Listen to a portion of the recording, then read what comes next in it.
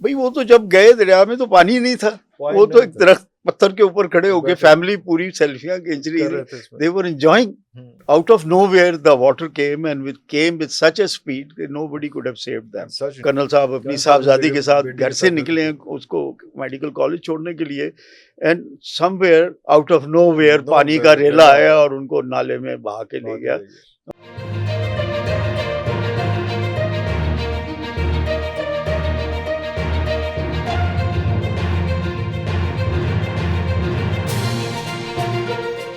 कोई परसेंटेज भी है कि किसी मुल्क के अंदर 25% रकबा शायद फॉरेस्ट्री होना चाहिए, या इस किस्म की परसेंटेज भी? सर जी अगर तो नेचर की बात करें ना तो इट शुड बी 45%. अरे दुनिया में मुल्कों में 45% होना चाहिए. है मुल्कों में, लाइक कनाडा में है, लाइक नॉर्वे में है, वो लोग प्रिजर्व करते हैं, वो बिल्कुल नहीं अलाउ करते इस तरह की चीज़ों को. और इससे अंदाजा लगा रहे कि दुनिया का 80% मीठा पानी कनाडा के पास है. 80% of the world sweet water is with Canada. तो वो इतना बड़ा मुल्क है, लेकिन वो क्या कर रहे हैं कि वो प्रिजर्व कर रहे हैं इस चीज़ को, एटमॉस्फेयर को बचा रहे हैं, पोल्यूशन को बिल्कुल भी इनकरेज नहीं कर रहे, और वो एमिशन कंट्रोल वाली चीज़ें पैदा कर. अब आ जाता है कि मोस्टली एमिशन कौन कौन सी चीज़ें प्रोड्यूस करी.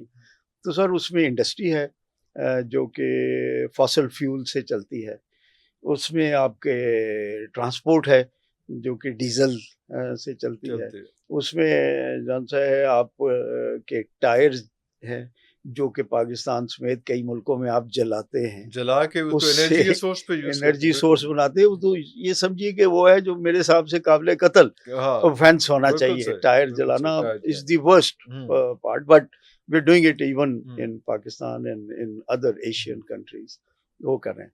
फिर आपकी बहुत सारी इंडस्ट्री है जो कि अभी तक जिगजैग टेक्नोलॉजी पे नहीं आई और वो एमिशंस डाल रही है. फिर आपका फ्यूल जो है वो एमिशन कंट्रोल के बगैर है.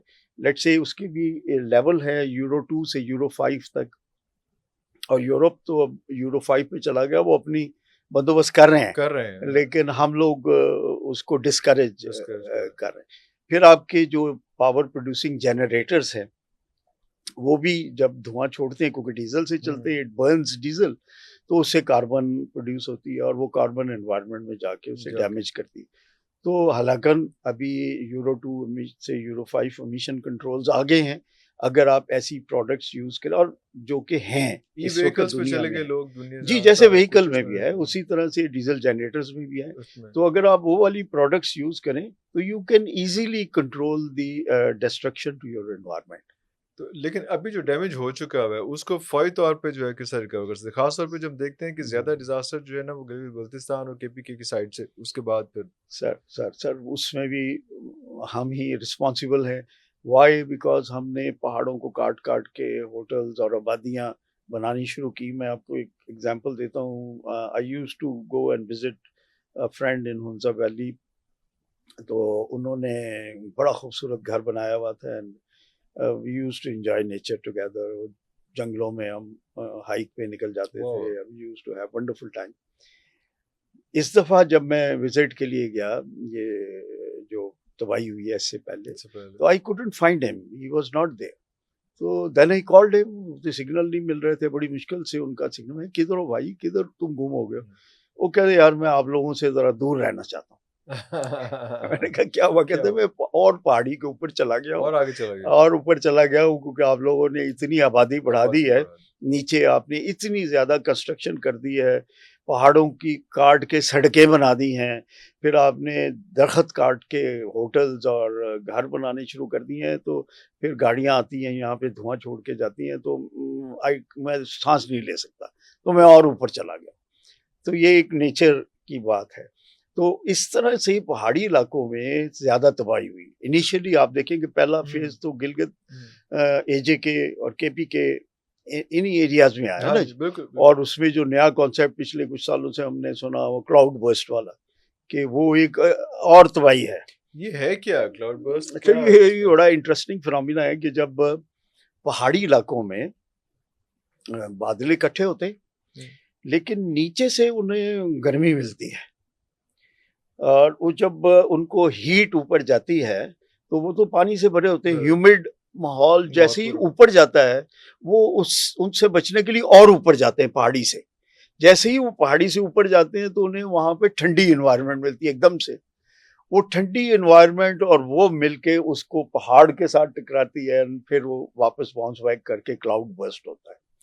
اور وہ کلاؤڈ برسٹ ایسے ہی ہے جیسے آپ پانی کی ایک پوری بالٹی نہانے کے لیے اپنے اوپر ڈالیں ایک ہی ٹائم پہ, بجائے شاور کے نیچے کھڑے ہونے کے پوری بالٹی ڈالے تو سر پہ بھی بوجھ آتا ہے.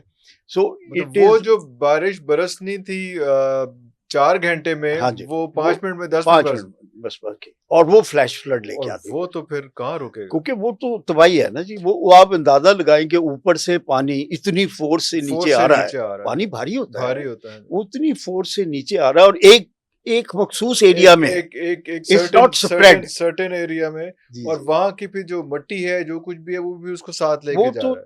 سر نہ صرف مٹی, درخت, جبکہ اگر وہ آہستہ برس رہا ہوتا تو چلتا کوئی رہتا مسئلہ نہیں. اسی سے لینڈ سلائڈنگ ہوتی ہے, اسی سے آپ کے فلیش فلڈز آتے ہیں. اچھا, سب سے خطرناک یہ فلیش فلڈ, کیونکہ جب فلیش فلڈ آتا ہے تو ایک تو یکدم آتا ہے. میں مطلب بیٹھا ہوا ہوں, پانی کچھ بھی نہیں ہے دریا میں, اور وی آر انجوائنگ, اور رسپانس ٹائم نہیں ملتا.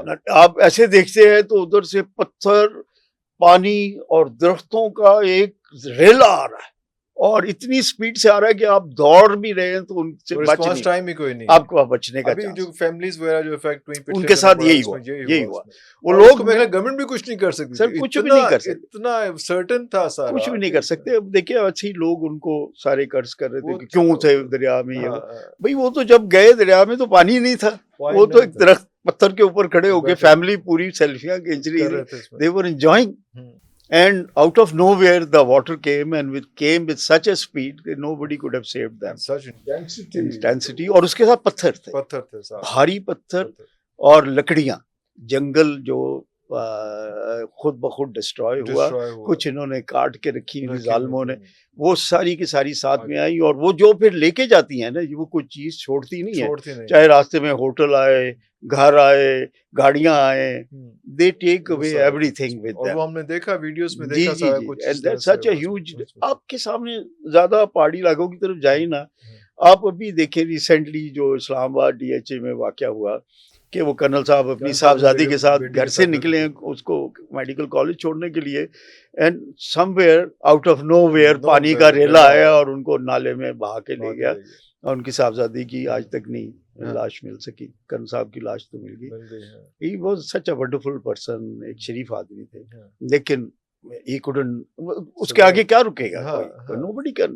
یہ تو میں آپ کو ایک ڈیولپڈ ایریا کی بات کر رہا ہوں. What to talk about the وہاں پہ کیا ڈیزاسٹرز ہوئے سر پہاڑوں میں. تو یہ ہوا نا کہ جب پہاڑ, اچھا جو پہلے تو ہم نے کیا غلطیاں کی کہ جب پانی کا پریشر کم ہو گیا, نارمل ندی نالوں کی طرح دریا بہ رہے ہیں, کیونکہ انڈیا نے بھی پانی روکا ہوا ہے سارا کچھ, اور وہ تڑیاں بھی لگا رہا ہے کہ میں نے پانی نہیں چھوڑنا, اٹس ناٹ پاسبل. کتنا پانی وہ اسٹور کر لے گا, ایک لمٹ ہے اس کے پاس. تو وہ جب ہوا تو ہمارے ہاں لوگوں نے نیچر کے اگینسٹ جا کے, اس میں سب گورنمنٹ بھی ذمہ دار ہے, آفیشلز بھی ذمہ دار ہے, ٹریڈرز بھی ذمہ دار ہے, عام آدمی بھی ذمہ دار ہے, کہ انہوں نے دریا کے اندر تک جان سے نا ہوٹلز اور ریسٹورینٹس اور ان ساری چیزیں بنائی. آپ کے ایون فلی ڈیولپڈ ایریا ہیں, سوات, کلام, منگورا, ان سب ایریاز بھی انہوں نے بنائی, جس سے کیا ہوا کہ دروازہ کھولیں گے تو ساتھ پانی بہ رہا ہے اتنا قریب تک. تو وہ ٹھیک ہے, it is fascinating for the, it is fascinating for the tourist, but then end of the day it is destruction. ہاں, ریور ویو جو آپ کی سائٹ ہے وہ ہوٹل کا کمرہ مہنگا ہے وہ والا.